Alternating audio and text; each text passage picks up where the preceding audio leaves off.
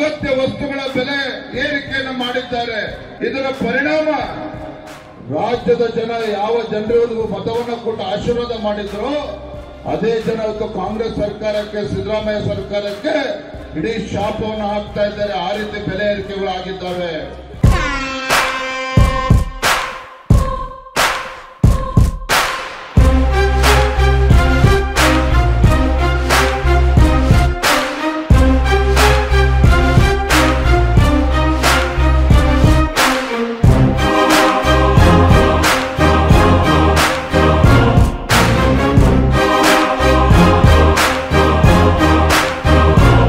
ಎಷ್ಟು ಮುಸ್ಲಿಮರ ಪರ ಇದ್ದಾರೆ ಅಂತ ಹೇಳಿದ್ರೆ ಇನ್ಮೇಲೆ ಕೊಡಗಲ್ಲಿ, ಕೂರ್ಗಲ್ಲಿ ಹಿಂದೂ ಜನ ಏನಿದ್ದಾರೆ ಅವರಿಗೆ ಕಾಂಟ್ರಾಕ್ಟ್ ಇಲ್ಲ. ಇನ್ಮೇಲೆ ಅವರಿಗೆ ಕಾಂಟ್ರಾಕ್ಟ್ ಇಲ್ಲ.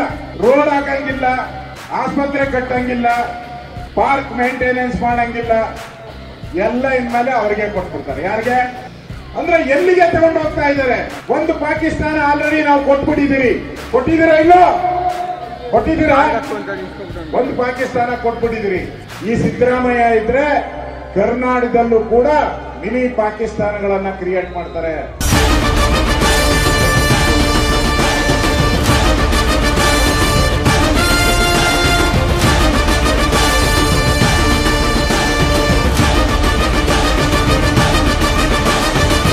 ಮಾನ್ಯ ಸಿದ್ದರಾಮಯ್ಯನವರೇ, ಏನು ಹಿಂದೂಗಳಿಗೆ ಅಪಮಾನ ಮಾಡ್ತಕ್ಕಂಥ ಕೆಲಸ ರಾಜ್ಯದ ಮುಖ್ಯಮಂತ್ರಿಗಳಾಗಿ ಮಾಡ್ತಾ ಇದ್ದೀರಿ. ಮುಂದಿನ ದಿನಗಳಲ್ಲಿ ಕಾಂಗ್ರೆಸ್ ಸರ್ಕಾರವನ್ನ ಬುಡ ಸಮೇತ ಕಿತ್ತಾಕ್ತಕ್ಕಂಥ ಶಕ್ತಿ ಭಾರತೀಯ ಜನತಾ ಪಾರ್ಟಿಯ ಕಾರ್ಯಕರ್ತರಿಗಿದೆ.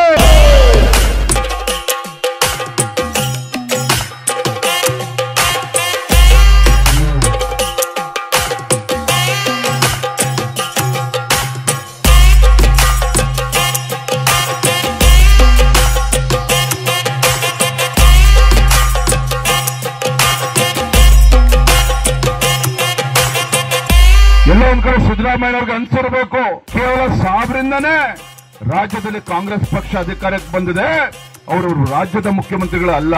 ನಾಚಿಕೆ ಆಗ್ಬೇಕಿತ್ತು. ಇಡೀ ದೇಶದಲ್ಲಿ, ಕರ್ನಾಟಕ ರಾಜ್ಯದಲ್ಲಿ ಇವತ್ತು ಲವ್ ಜಿಹಾದ್ಗೆ ಬಲಿಯಾಗ್ತಾ ಇರ್ತಕ್ಕಂಥದ್ದು ಹಿಂದೂ ಹೆಣ್ಮಕ್ಳು.